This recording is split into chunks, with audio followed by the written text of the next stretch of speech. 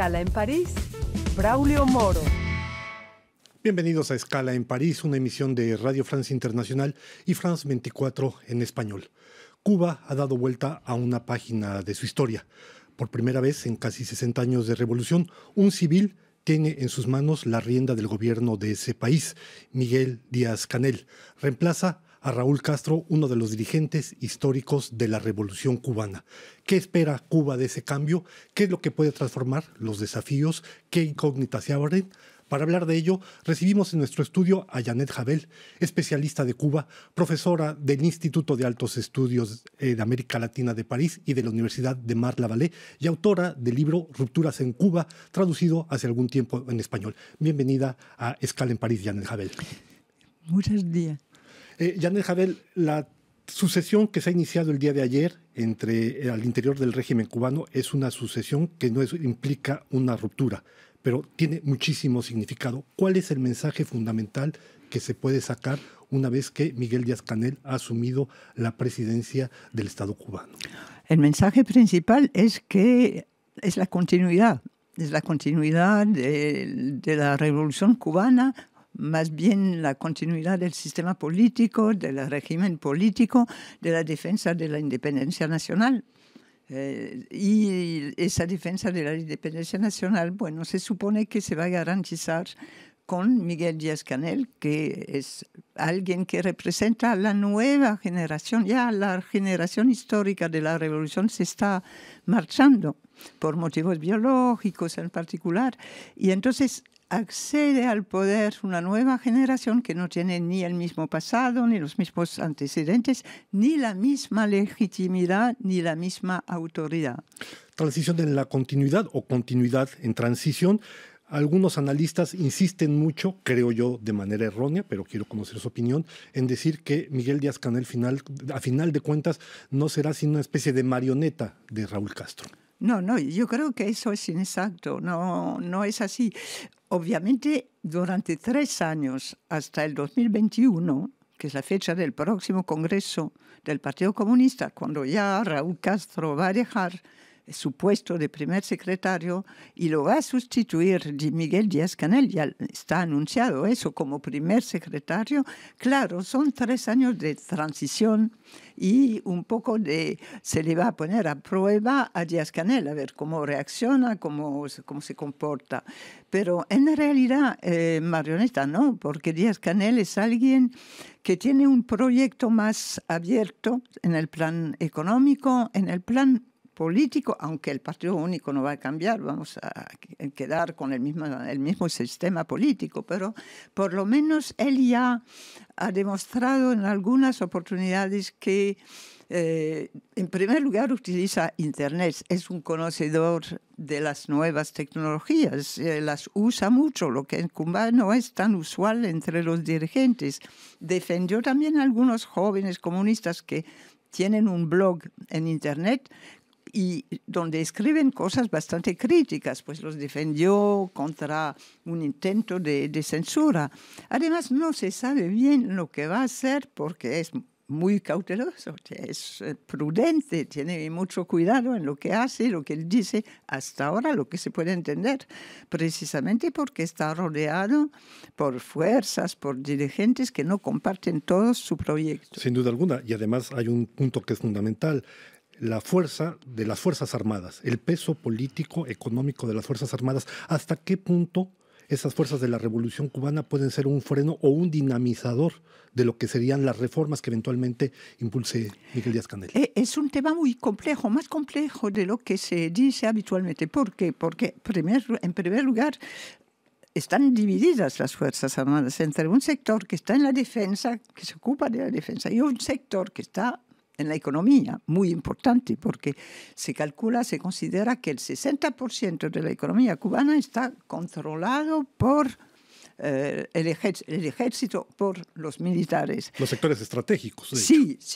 telecomunicaciones, transportes, turismo, lo que cuenta, obviamente, pero ellos están interesados en la apertura económica, en la reforma económica. Incluso esos sectores empujan hacia la reforma económica. Y el problema es que incluso no se dan cuenta de las consecuencias sociales que tienen esas reformas. De ahí que hay en este momento muchas tensiones entre distintos sectores e incluso se criticó públicamente el proceso de las reformas económicas seguido por Raúl Castro, impulsado por él, que ha tenido consecuencias en términos de desigualdades, etcétera. Es decir, el sector, los militares sí impulsan la reforma económica y sin darse cuenta a veces de las consecuencias que eso tiene. Decíamos, Miguel Díaz-Canel es un civil, es una persona que viene de una generación posterior a los que iniciaron la Revolución Cubana, pero hay un elemento fundamental. Hay que tomar en cuenta que hoy en día en Cuba hay un poco más de 11 millones de habitantes y que además aproximadamente 40% de la población tiene entre 15 y 44 años de edad. En este sentido, Janet Habel, ¿cuál va a ser el gran desafío para ganar legitimidad en ese sector clave de la población de Cuba? Es un gran desafío para Díaz-Canel, un gran desafío. El primer desafío es, una vez más, económico, es monetario. Volveremos a eso en un instante más. Es monetario, en primer lugar, porque hay dos sectores. La sociedad está muy fragmentada en Cuba en este momento, muy dividida. Entonces hay efectivamente una mayoría de la población que nació después del 59, que nunca conoció la dictadura y que siempre conoció más o menos la crisis. Dictadura, dice usted. La dictadura de Batista. De acuerdo. No, de Batista. Pero ahora esta generación, toda esa población tiene muchas dificultades. Entonces la juventud tiene un problema específico porque muchas veces la gente muy calificada, que ha estudiado mucho, se educó en la universidad, etcétera, no encuentra un empleo correspondiendo a su calificación. Entonces una parte de ellos se marcha o va hacia los sectores del turismo para ganar más dinero, porque el gran otro desafío es que el sector público, la gente, los asalariados del sector público ganan mucho menos que los del sector privado. Entonces, todo eso es un desafío muy importante para Díaz-Canel que no se ha resuelto hasta ahora.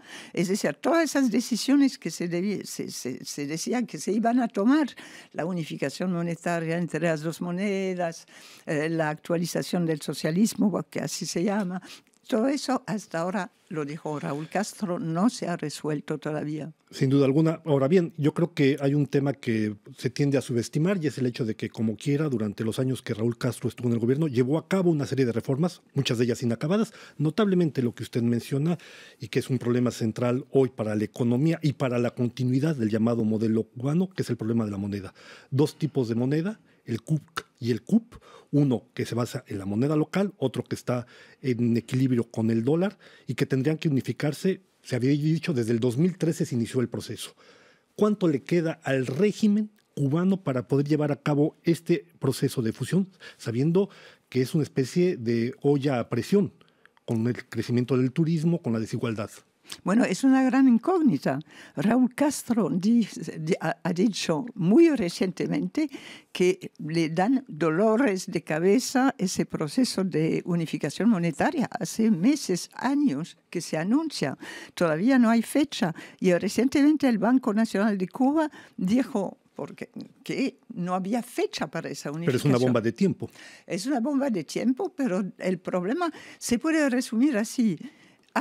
Para aplicar esa unificación monetaria, hay que aumentar los salarios, y los salarios son muy bajos actualmente, y la economía no permite, es muy difícil que se aumenten los salarios en la actualidad. Hay que devaluar el peso cubano si se quiere realizar una unificación monetaria. ¿Cómo se va a hacer eso en un país que está de momento sin recursos, con una dificultad económica muy grande, con la crisis venezolana, con la situación en Brasil? Y que empieza a ver emerger una clase de ricos, claramente. Exactamente. Y desigualdad social muy fuerte entre un sector todavía minoritario, pero donde hay gente rica, pequeñas y medianas empresas, porque cuando se dice cuentapropistas no se sabe bien de lo que se habla, pero hay pequeñas y medianas empresas, y entonces eso genera tensiones sociales y políticas. Entonces, ¿cómo se va a realizar? ¿Cómo se va a salir de esa dificultad? ¿Y en qué plazo? Ahora, hay otro tema fundamental en estos aspectos estratégicos a los que tendrá que hacer frente Miguel Díaz-Canel, que es, evidentemente, su incómodo vecino del norte. Recordemos, Se restablecieron hace 2 años relaciones con los Estados Unidos, el presidente Obama, Raúl Castro, y esto después de 59 años de ruptura, más de 59 años de ruptura diplomática. Donald Trump ha llegado con un discurso muy agresivo, muy contra el régimen. Miguel Díaz-Canel podría jugar un poco, dado que finalmente ya no es un Castro. No, yo creo que es otro de los desafíos que tiene que enfrentar. Claro, la situación es muy difícil, pero es muy difícil porque Trump llegó a la presidencia. Barack Obama tenía una perspectiva más inteligente hacia Cuba, pero Trump ya mantuvo el bloqueo, el embargo económico, las sanciones económicas. Entonces Díaz-Canel es muy difícil que pueda resolver este problema si se queda este presidente americano en el poder. Los cubanos cuentan con un posible cambio en noviembre con las elecciones intermedias en noviembre en Estados Unidos, pero si no tienen pocos recursos, porque en América Latina el apoyo también es muy limitado en este momento por las dificultades de Brasil, Venezuela, etcétera. Entonces el margen de maniobra es muy estrecho para el nuevo presidente cubano. El sistema político cubano no aguantaría una nueva crisis como la que se vivió a principios de los años 90 del siglo pasado. Me parece que no, me parece que la gente ya está muy cansada, que la situación es muy difícil, la vida cotidiana es tremendamente complicada. Entonces, bueno, con la excepción de un pequeño sector privado, con gente que se enriquece, que está bien, pero la mayoría no. Y yo creo que efectivamente no aguantaría eso. Y es otro de los desafíos que tiene Díaz-Canel, es precisamente, por un lado, la desmoralización de ciertos sectores de la población, los jóvenes en particular, y el cansancio de los demás. Ya deja ver muy rápidamente, Raúl Castro deja la dirección del Partido Comunista, decíamos, en el 2021, si llega hasta entonces. Se abre entonces una fase de transición, pero por el momento podríamos decir, y de manera muy breve su respuesta, por favor, que hemos entrado en un periodo de castrismo de bajo nivel, una dirección política castrista de bajo nivel. ¿De baja intensidad? Bueno, sí, se puede decir de eso de esta manera. Estamos entrando en una transición gradual, lenta y bajo control. Pues estamos ya llegando al final de esta escala en París. No nos queda sino agradecer a Janet Javel, especialista de Cuba, su presencia en nuestros estudios, y a ustedes, estimado público, darles una nueva cita aquí en Escala en París la próxima semana.